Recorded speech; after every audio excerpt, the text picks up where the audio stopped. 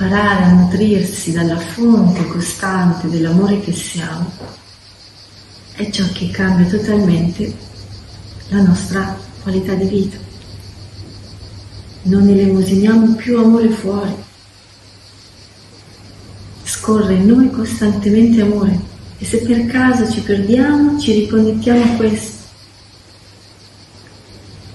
E se ci troviamo a elemosinare, a chiedere, a cercare fuori, ci facciamo una risata del bambino che ancora cerca la tetta, del bambino che cerca la carezza e che può darsela da solo, sia la tetta che la carezza, perché è già questo amore.